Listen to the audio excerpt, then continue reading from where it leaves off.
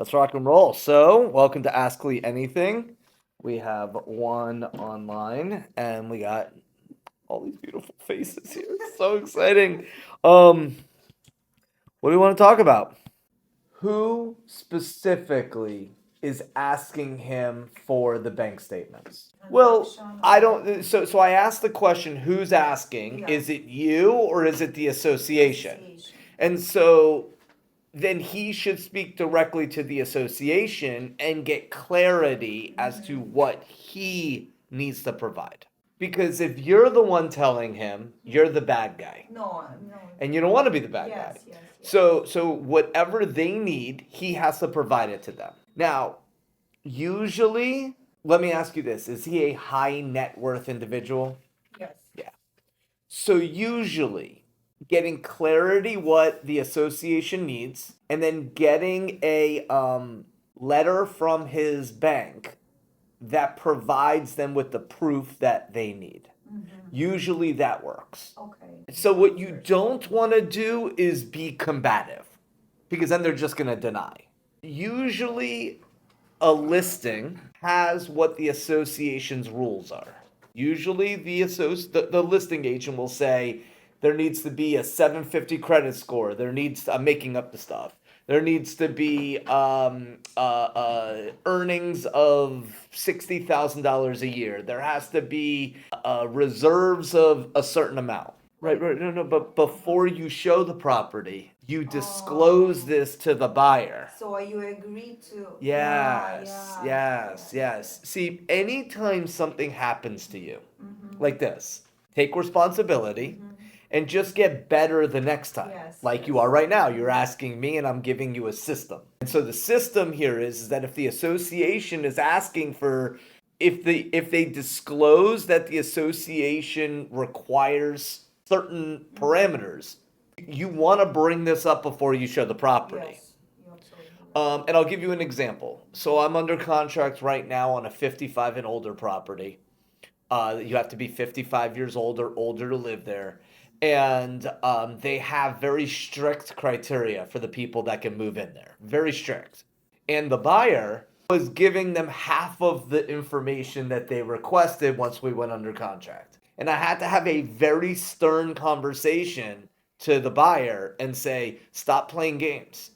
Because we have a certain amount of time to get HOA approval, just give them what they're asking for. Because if you play games, you're going to get denied or it's going to delay and then you're out of contract. And then the escrow is at stake. Like if we don't submit application by a certain time and then we get denied, well, or if we're not approved by a certain time, the buyer's escrow is at risk. Like it's time is of the essence. There should never be any stalls or stalling or hesitation once you go under contract for anything. And if there is, it's our fault. It's our responsibility because we represent the buyer. Same thing if we represent the seller to make sure that the buyer is moving along so there's no surprises. Unfortunately, we have to do twice the amount of work always as a good agent because you can't trust the other side or you don't get paid. It's as simple. Okay, so that's hopefully that helps. What I would say is that buyer should have known all of this before you wrote the offer so that he's not surprised that these are the things that he has to do. Yeah. And so, but you shouldn't have known. Yes. Now going Yes. forward, you should know that he's a high net worth individual. And so I'll give you an example. Let me go another example. I worked with an extremely high net worth individual. Like when I say high net worth individual, I'm talking lots of commas. Okay, lots. I was working with their son to find a rental. And it was in Fort Lauderdale and it was a brand new community. And we were sitting down with the person. They were like, we're gonna need to see bank statements. And I was with the mom, and she's like, other than bank statements, what other proof can we provide? And the salesperson that was working there said, no, we need bank statements. She's like, I hear you. And is there anything else? Can you ask your boss if there's anything else? And they kind of stonewalled her again. And she leaned over to the guy and she said, with all due respect, I can buy this building. Cash. Can you please ask your superior if there's anything else that we can do other than me showing you our bank statement? So it's all in communication. But yet they weren't gonna let us move forward with this until we resolved it. And so we just have to resolve it. What if we have a scenario where the seller is soliciting the property you have as a listing on the market for sale by owner? Do you have an executed listing, executive listing agreement, Trent? Okay. Well, if you have an exclusive right of sale and you have a commission agreement, I would document everything. Hey, I had a conversation with the seller. I sent an email to the seller. They are continuing to market for sale by owner, which he's more than welcome to. I mean, so the question is if you have an exclusive right of sale, I have a listing agreement that says that as the listing broker, I am compensated 3% or whatever the percent is, 2.5%, 2% when the property sells. If the seller wants to market the property, he can market the property however he wants. He could sell the property himself for all we care, but he has to be fully aware that when the property closes, that there is at least 3% coming to the listing broker. And so any of this conversation that you put here, Trent, that I've approached them and they do not care and they refuse, that all has to be in writing. All of it. All of it has to be in writing. There is no conversation in real estate unless it's in writing. You can have the conversation and then you need to have it in writing or it never existed about anything. Yeah, you probably want to have that conversation with her because it doesn't sound like you're aligned at all. And that's you just taking an off market listing. Like if a seller is going to try to sell it on their own, then you don't have an exclusive right of sale. Yeah, I mean, again, if that's her take, then that's her not seeing value in our services because it's not about finding the buyer. Our value isn't finding the buyer. Our value is in representing and protecting and negotiating and sure, all the above. Well, I don't know what she's going to do, but in reality here, this is an objection. This is not a condition, and this is your opportunity to truly sit her down and get really clear because this doesn't sound like it's moving towards a positive ending. This sounds like she's poising and doing everything she can to cut you out of the transaction, which I would do everything in your power to have a heart to heart with her and find out why she wanted to be in business with you in the first place. So it's an investor who has up to $1 million. Okay. And so you're saying that they want to short term hold it, they want to flip it. Okay. So why would he use you? Yeah, I hear you. And so again, why you and not any other agent? Because you don't want to be used. And so hey, I can't wait to work with you, but like why are you working with me? Like what is it about me that you're attracted to as a professional real estate agent? Help me understand. What other agents are you working with? How did you choose me? How do you find me? How did you choose me? Okay? What other agents are you working with? What is it that I'm bringing to the table that you're specifically looking for? Once you find the property, what's your team look like? Who's doing the contract work? Who's pulling the permits? Who's his carpenter? Who's his cabinet guy? Who's his general contractor? Who's his squad? Because this sounds like a wild goose chase. Yeah, be very careful. Yeah. Be very careful. Anytime someone's like, "Oh my God, I can't wait to work with you," like, go, "Awesome!" And why? Help me understand what this is like. What's this all about? Sell me why I should work with you then. Versus, "Oh my God, yes, this is great. Let me go meet you at a vacant property in Miami." sounds I'm even sketchy. scared door So knocking sketchy. alone. Yeah, Like that. super sketchy. And again, so someone's like, "Yeah, I got $1 million." Awesome. Would you be borrowing money or would you be paying cash? What's your current portfolio look like? Um, you're not in town, so how are we making decisions? Like, and you don't have any expertise in this. No. Well, Not at yeah, all. yeah, yeah, right. So then why even play in that arena? If you have zero experience with flipping and guiding and helping, what I would do is I would connect him with an agent like Ralph in our office That has- who would be able to guide him, and then you can work something with Ralph once the product is done that you then would be able to um, drive forward. That's Yeah. what I would do. Yeah. But I gave you a list of questions that everyone should ask. Like if someone who's a stranger that wasn't referred to you is like, "Oh, I want to work with you." Like you should get really curious why. Why? What exactly happened? Would you see my picture online and you like, whoa, yeah. Be very wary of that because not all agents are trained. And so there's a lot of people that will just go meet. What makes this property so unique? Then why aren't there any comps? That doesn't make sense. So why aren't there comparables? The purpose of a CMA is so that you can price property to attract a buyer to start a negotiation. That's all a CMA is. It's an art. It is not a science. It's not math. It's not, oh, here is exactly what it will sell for. The purpose of a CMA is so that you are in the ballpark of an appraising.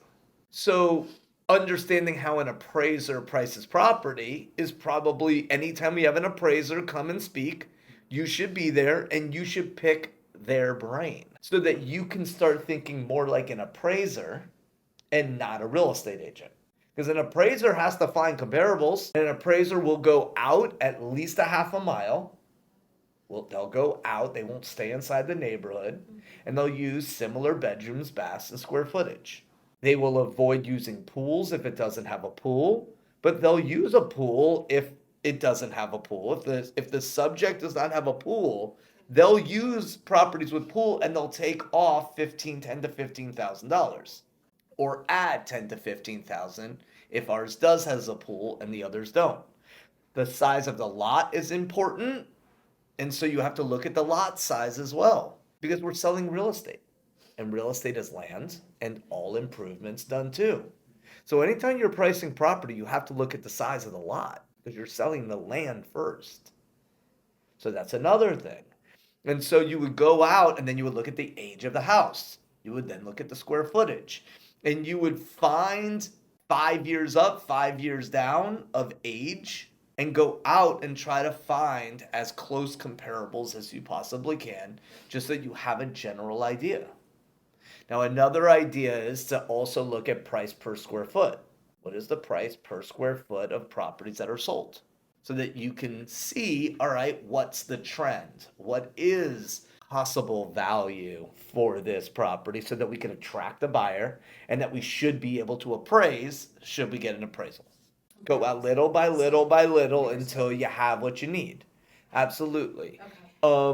Also use landmarks as a criteria as well. So, for example, in like Miami, why am I having a brain fart? Miami Shores, Biscayne Park, Little River. Like once you go across canals, or even North Miami Beach, you're in completely different price points, completely different neighborhoods, completely different comparables. So you have to pay attention that you don't go across a canal if the other side of a canal, where if you went this way farther, it would be more of the same neighborhood. That's really important. And the only way that you learn this is by doing a bunch of CMAs, is by looking and playing around and going, okay, whoa, over here, price per square foot jacked up because you're in Miami Shores. But if you go more this way, you're in Opelika, which is probably closer to a comparable of Little River. even though you went to the other side of 95. Like, I'm just not saying that you need to, but you have to pay attention to landmarks. Sure. Yeah, theoretically, right. All major landmarks, but you have to know you sell real estate. So you have to practice and learn where and how neighborhoods are broken up. And the more you know this, the more you can fight an appraisal should it come back low. And so I would encourage you guys to get really curious in pricing properties and come in here and say, hey, here's how I did. Like, we can do that in here because learning how to price property is a skill, and every one of you should learn that skill. What's the most important thing that you should know about any sort of lead? Their motivation. Their motivation. So what's their motivation? Okay. So To when was help the when was their family. grandkid born? It's 1 year old, the baby. Right? Okay, so what took them so long? They had other business up north. Mm-hmm. So what Yeah. changed? I guess they. So you guess. Yeah. Well, Guys, yes, that's the thing. This is how you sell real estate. You don't guess. You don't hypothesize. You ask questions. She wants to move in 2 months. She was here. So how did you get in contact with her? So she randomly All called here. looking for a real estate agent Yes. on the last day before she leaves. Yes. Okay, I would get really clear as to how that happened. Like, She- that doesn't make any sense. You guys understand this? I'm trying to give you guys perspective that just because somebody says something, that doesn't mean that that's what they mean. That's what I'm trying to have you like understand. So instead of me going down this rabbit hole, I'm peeling back and I'm going, okay, so how did we get here? Yeah. She called the office here. Okay, she Her called the son office. Lived, What does she want her monthly payment to be? $4,000. Okay. So here's the first question. Her son lives in Sunny Isles Mm-hmm. in a condo. Mm-hmm. Okay. Has anyone visited anyone that lives in a condo in Sunny Isles? How does one visit someone who lives in a condo in Sunny Isles? Walk me through what you do. You drive your car and then you do what? You gotta pay for valet. You have to then go see reception. I would walk them through that and say, is okay, so is that like what's your experience been? I asked her. I asked her if you're okay She's gonna with pay to valet. park every time she visits her son. But this is the conversations. Would she be open to moving into that building? 15 minutes away, now you gotta drive over, you gotta then park, like all of these things. Like she's moving here for that reason. I'm So, just but trying to, yeah. I'm trying to poke holes in Okay. anything anyone ever says to me. Okay. I'm not being combative to you. This is how you sell real estate. You don't just take what somebody says. Okay, cool. So you're going to move here. You want to live 15 minutes away. You're going to drive 15 minutes every single day to go help your son with your grandkid. You're going to pay to valet. You're going to spend 20 minutes getting up to the unit. Walking them through it, yeah. Walking them It's the through pain, it. and then asking the questions to get to Yeah. those points. It's good. Yeah, it's exactly what I'm going to do. Yeah. It's exactly what I'm going to do. Because I want them to sell me as to why we should be doing this. It's like, yo, let's walk through this. Like, here's how we move in. This is how this works. What's your experience been? I wouldn't tell them this. I would ask, what's your experience been in visiting your son? What's the valet situation like? These aren't yes or no questions. These are all Just to get open-ended information. questions, and I'm going to get her talking so that I can best help. 15 minutes in Sunny Isles is the condo next door. It's not anywhere off the beach. So again, is it really 15 minutes or, clearly you want a convenience, but what does convenience really mean? I wouldn't ask them, I would guide them to getting those answers. That's your hypothesis. Is it every day or is it only weekends? But don't put them in a corner. Ask open-ended questions and keep asking until you get those answers. Well done. But this sounds like a great lead. Yeah, and so are amenities important? What type of amenities? Is it just you want to be 15 minutes from your son? So when somebody says a pool, cool, that's black and white. Gym, that doesn't mean anything. Okay. You got to get crystal clear on what does a gym mean to her. Okay. Crystal clear. Like what specifically do you want to see inside the gym? Okay? And updated, that's the kiss of death. What does that even mean? I have no idea what that word means. And you don't either. So when somebody says updated, walk me through exactly what that What you- means. Paint me a picture, like a vivid picture. How All of this, great question. These are all super important. Does the son like where he lives? Does he own where he lives? How important is a view? What does a good view mean to you? So there's a saying, and you never want to say this, but the moment you hear it, you have to remember this. Champagne taste on a beer budget. And the moment someone's like, "Oh, that's not updated enough," or "That's not very nice," your brain has to go, "Okay, we need to talk about value." And so I'm going to give you guys this script. This is one of my favorite scripts, one of my favorite dialogues for when someone says, and I haven't done this in a long time, so hopefully it comes out, right? So champagne, the whole idea here is champagne tastes on a beer budget. And so when it comes to real estate, there are three, think of a triangle. You have price, you have condition, and you have location. Price, condition, location. And so when we understand real estate is land and all improvements done too. So that's why a 2-2 in Sunny Isles is 4,000 and a 2-2 in Miami Gardens is 1,700. That's why a condo for sale in Sunny Isles is for a studio 800,000 and a studio in Miami Gardens is 175,000 because the land that it's on costs less. So when somebody says, why is that more expensive than that, or why is that less square footage for the same amount as over there, is because they have to understand the definition of real estate, which is land and all the improvements done to the land. So if we know that buying real estate or real estate falls into three categories: price, condition, location, normally the average buyer gets to choose 2 out of 3. So if you want a certain price in a certain location, you can't choose bedrooms, bath, square footage, or the way that it's finished. If you're like, I want to live 15 minutes from my son and I want it updated, can't choose the price. You don't get to, unfortunately.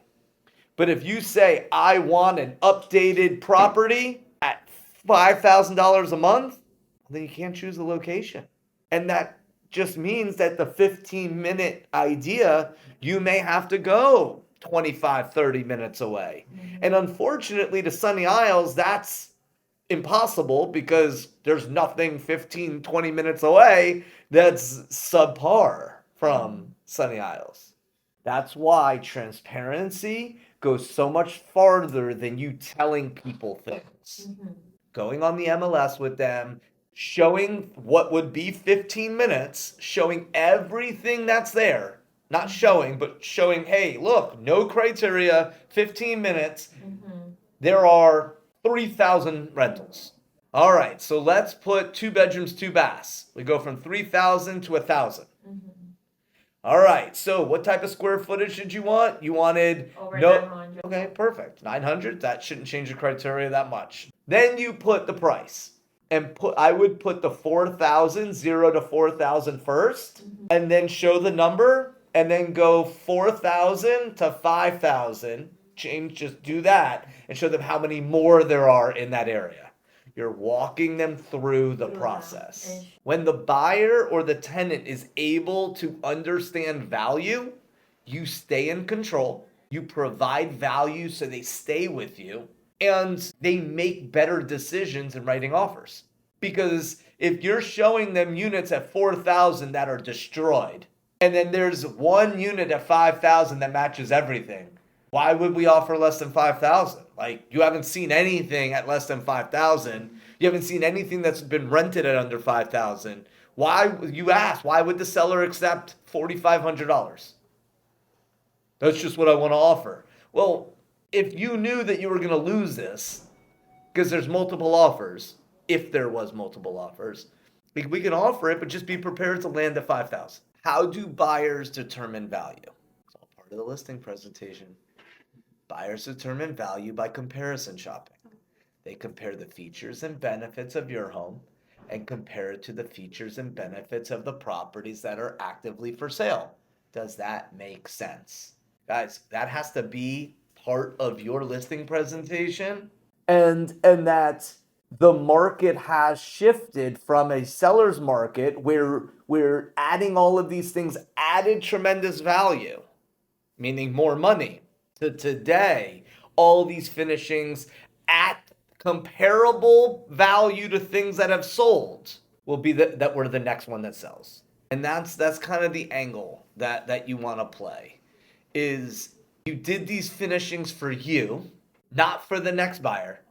Did you enjoy them? So allow me to price the property based off of comparables, off of what the market has already dictated, and let me use these finishings as a reason that we're the next one that sells, not to sell for $1 million more than our neighbor. Yeah, and in this price point, the question really becomes, how motivated are they? No. Right. And that's then where no scripts work with unmotivated people. Right. And if you knew that the property would be worth less in a year from now, would you consider changing your stance? If you knew, if you had a crystal ball and you were able to look 12 months from now and see that the property is worth less 12 months from now, would you reconsider the stance? And this is the power of us being real estate agents, is showing that month supply of inventory is in a buyer's market right now. And if month supply of inventory is in a buyer's market, values don't go up. That's just economics 101, because there's more supply than demand. So in 12 months from now, there's going to be more supply because more properties have been sitting on the market the last 6 months than the previous 6 months, which means that you're hiring me to tell you the bad news, is to help you, Mr. and Mrs. Seller, price the home so that you can move to your next destination and not sit here month after month after month. All right, what do we take away today? You guys online, please give me some ahas in the chat, and I'll share them to the room here. What'd you take away? Always be using an appraiser's mindset so that you can price the property. So that here's a way to summarize what you just said. I'm gonna ask a buyer or a tenant 500 questions so I can show them the 5 best homes, then only ask you 5 questions and you feel like you have to see 500 homes. Right? Yes. Right, Yes. right. From there What to does a there, gym you mean go to there. you? Exactly. How about you, Scott? They always say when you assume, you make an ass out of you and me. ASSUME. And Genzel said, I really resonated with coming out of curiosity with various questions and not to guess or assume anything. Never guess or assume anything, and not to let the lead you in circles. So true. Well done. My not knowing the situation is the agent not sitting down with the seller and going line by line through the listing agreement, and having them truly know what they signed.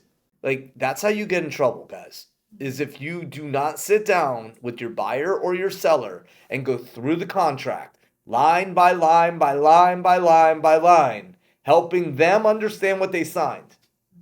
You do twice the amount of work on the back end when they're trying to get out of the deal.